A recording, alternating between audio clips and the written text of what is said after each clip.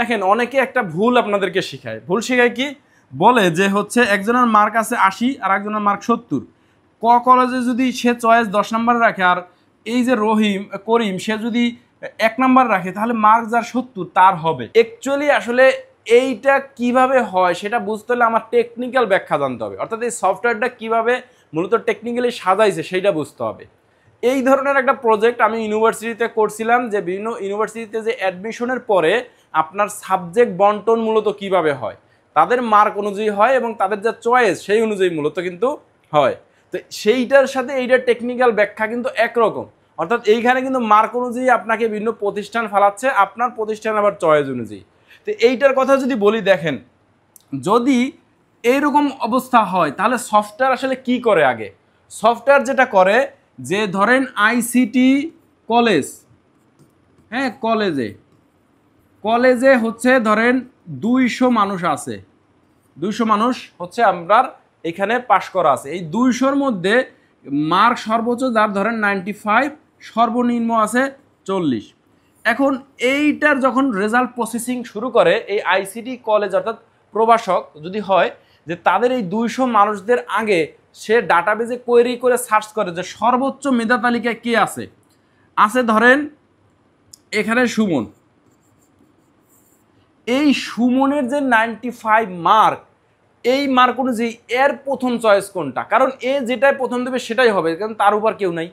এই এ যে কলেজে প্রথম দিছে, ধরেন এ হচ্ছে একটা কলেজ দিছে, এই কলেজে আগে একে সুপারিশ করে, তাহলে একজন কমে গেল।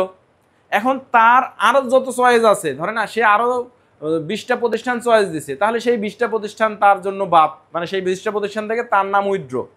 এরপরে যা মেরিটে যার দ্বিতীয় মার্ক আছে, অর্থাৎ যার মার্ক ধরেন 92, তা সে কোনটা সর্বোচ্চ প্রতিষ্ঠানে দিছে, কারণ তার উপরে আর কেউ মার্কধারী নাই।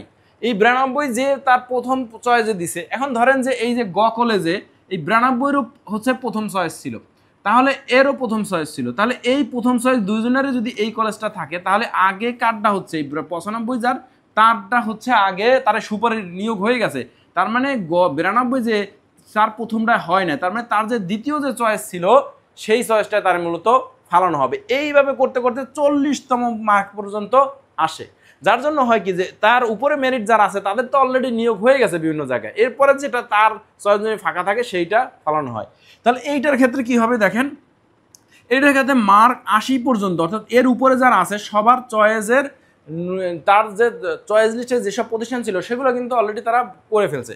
এখন এই মার্ক 80 যে সে তার যে আরও 10টা অর্থাৎ 0 থেকে 9 পর্যন্ত যে চয়েসগুলা সেইগুলাতে যদি না হয় 80 চেক করে দেখবে যে 1 থেকে 9 পর্যন্ত প্রতিষ্ঠানগুলোতে অন্য কোনো বেশি মেরিটদারি মার্ক আছে কি না এবং তাদের এখানে হয়ে গেছে কিনা। যদি হয়ে যায় তাহলে সেটা বাদ, যদি ধরেন এই 1 থেকে 9 পর্যন্ত তার হলো না, তাহলে 10 নাম্বার যে তার চয়েস অর্থাৎ এই কলেজ, এই কলেজে তাহলে একে সুপারিশ করে।